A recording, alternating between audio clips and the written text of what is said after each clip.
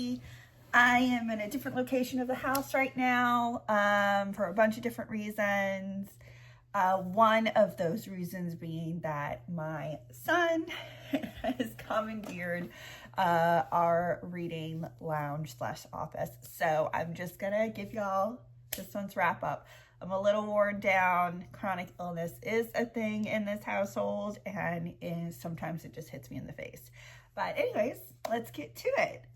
This month, I think I read 22, 23 books.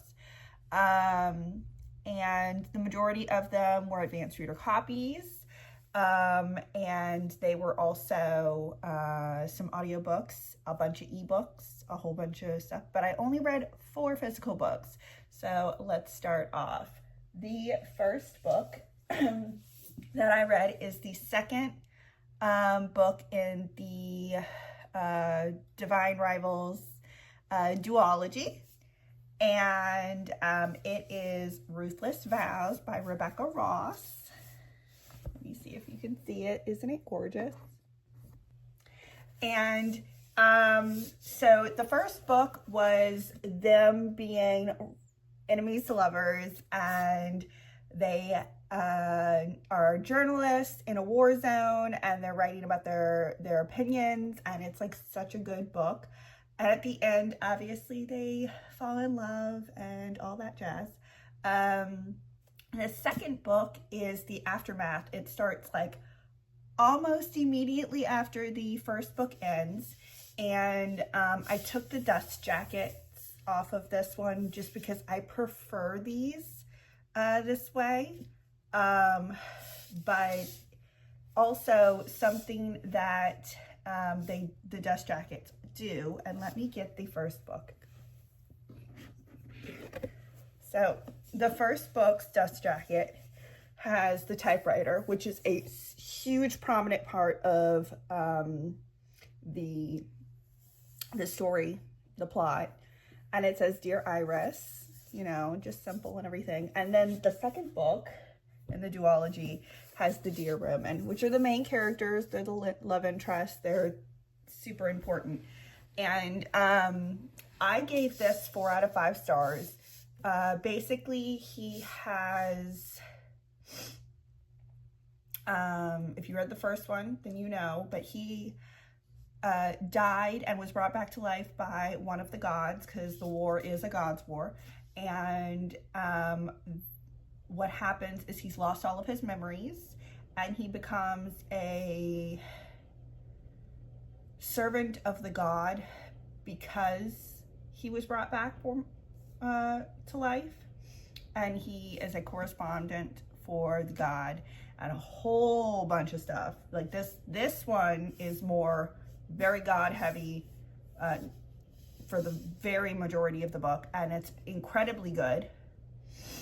And there were certain parts at the end that was just so sad and so heartbreaking, because there were characters that I was getting to love that unfortunately passed away. But you read a book and you know when you introduce a book in a character in the second book that there's a question to it. Like, this was always going to be a duology, so what was I supposed to think, you know? But anyways, yeah, 4 out of 5 stars. Just gorgeous, gorgeous book. Look at that, you know, yay. Okay, and the next book that I read was Coronation Year. Let me see, can you see it? Jennifer Robson. Okay, you guys, it's not a terrible book. It really isn't. It's not.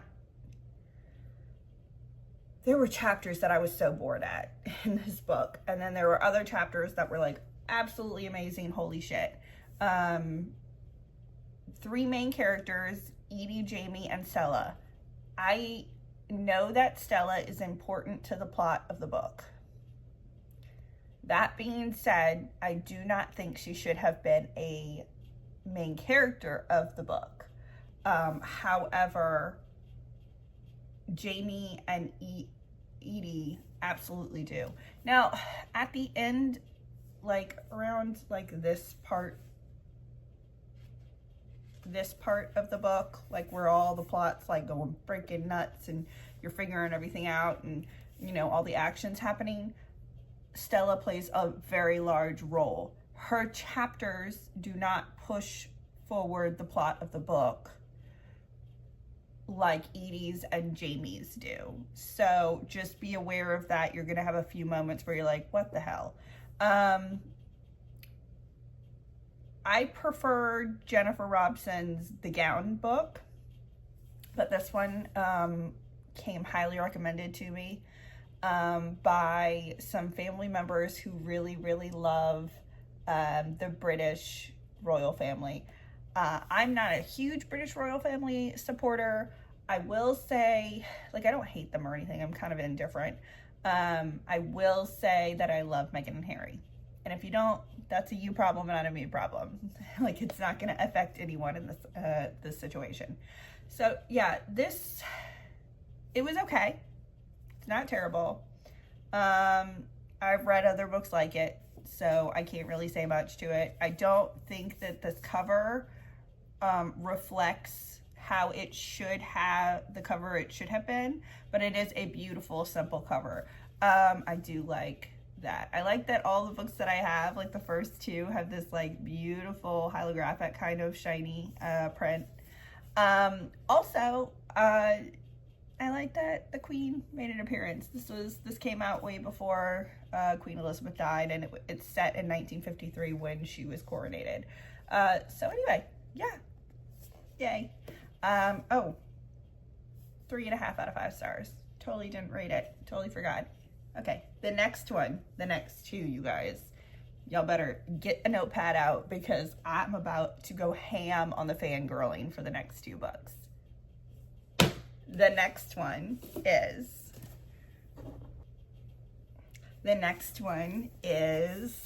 Clan Lands by Sam Heughan and Grant McTavish. Okay, first off, before anything, let me preface this. There's a foreword to Diana by Diana Gabaldon in this, the author of the Outlander series, which these 2 wonderful actors play main or supporting characters of. The Outlander series is a almost 10-book series about a female in the 1940s who falls back in time a year before the Jacobite uprising in Scotland, and she falls in love and marries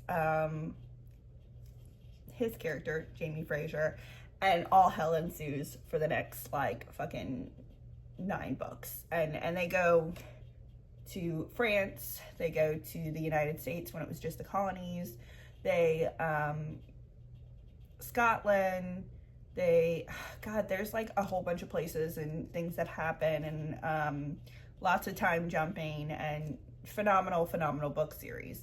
And they turned it into a TV show, and the TV show is fucking amazing. My husband and I just like eat it up. So Grant McTavish and Sam Heughan plays Jamie Fraser in the series, who is the main male character, and Grant McTavish plays Dougal Mackenzie, who is his uncle in the series. And they became very close during the series, and they are very adventurous people. They decided to travel around Scotland and learn about their culture, and then they wrote a book about it. They also, I think, are planning a podcast. I'm not 100% sure, but they also have 2 or 3 shows. Men in Kilts and Clan Lands is another show. And aside from them acting in the Outlander series, which, by the way, you guys, the last series is coming out this year, and I'm so excited. Like, the last season, the final season, I'm so excited about it. Anyway, strong mark. This book, you guys, 5 out of 5 stars, 5 out of 10 stars. Holy shit, it was so good. So not only is this like their experience traveling around in a camper van for a week, but it's also like a history of Scotland, recipes, whiskey information, like culinary. It's just all of the culture and experience of Scotland and their point of view. And let me show you some of these, like, that's so great. Anyway, they have some poetry in there. They have maps. It is a beautiful historical thing, like, and it's so funny. They are so witty. They're such hilarious people together. There's historical timelines. It's just so well written. It's so funny. It's, y'all, like, those two, to have them at a dinner party, I would be drunk and cracking up 24/7 if I knew these people in real life. Phenomenal actors, phenomenal authors, phenomenal adventurers, and yeah, 5 out of 5 stars. This is so fucking good, y'all. And my husband and I are now planning a trip to Scotland, not just because of this and Outlander, but like, why wouldn't you want to go to Scotland, right? Anyways, yeah, 5 out of 5 stars. Please go get this book. It is so good. Okay, the next 5-star and the last book that I read this month. You guys brace yourselves, okay? Brace yourselves. Allie Hazel. Oh my God, I matched the book. Holy shit, I'll show you that in a second. Allie Hazelwood Can Do No Wrong. I love every single one of her books. Except, okay, well, so I'm not a big monster romance person, so I wasn't a huge fan of Bride, but that doesn't mean it wasn't well written. It just means that it's not my cup of tea. However, this book has my new favorite fucking female main character. I always loved Elizabeth Bennet, but I think she's been dethroned by a contemporary romance character. Maya Kilgore, y'all. Oh my gosh, this is the best fucking character. Holy shit. Like, oh, the wit. Maya is so funny. And she is so witty. And she is so argumentative. And she is so snappy and charismatic and beautiful. And just one of the best characters I have ever read in my life. And her romantic counterpart is the grumpiest of grumpies versus sunshines that I have ever met in my life. This is an age gap romance, which I am not a huge fan of, but I think, you know, there's a first time for everything. And honestly, if it was going to be anybody making me fall in love with them, Allie Hazelwood did it. Look, oh my God, it's another one of the shiny ones. Didn't even notice that. God, I love it when y'all do that. Authors and designers, when they're shiny, it's fantastic. So this book will absolutely be on my reread forever list. Like, this is going to be one of my permanents. I'm never ever getting rid of it. Honestly, if I could get every single one of her books signed, I would have it as like a tome. It would be beautiful. She's Maya 23 in the book. This is a connecting story to a couple from one of her Allie Hazelwood's former books. I think Not in Love. And her brother Eli is getting married in Italy. And her brother's best friend is Connor, who is 38. So Maya's 23 and Connor's 38. And so there's a good chunk of time. That's a big age difference. And yeah, it's just their personal relationship, their romantic relationship, the complications of differences in generations, the differences in their growth, who they are as a person, where they are in life, their chapters in life, their money issues, concerns over health, concerns over finances, family life. It's just such a good book, and it's so funny. And Maya's character specifically is my favorite fucking character. I was giddy. I was kicking and cackling and just laughing my ass off so loudly, in fact, that my son, note that I was in a different room, but my son, his bedroom is on the other side of where I film, where I read. And I was laughing so hard and like making noises and everything while I was reading this fucking book. Oh my God, such a fucking book.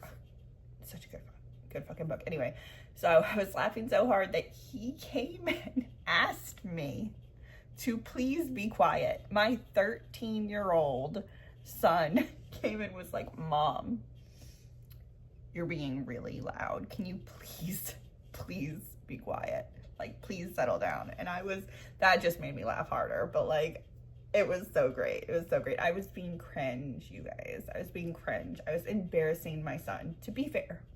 That's like 90% of our jobs as parents when they're teenagers is to like embarrass them. So I can't really say much. I didn't really stop laughing really hard. I was actually just cracking up laughing the whole time. But yeah, this book, holy shit, this and Deep End, phenomenal.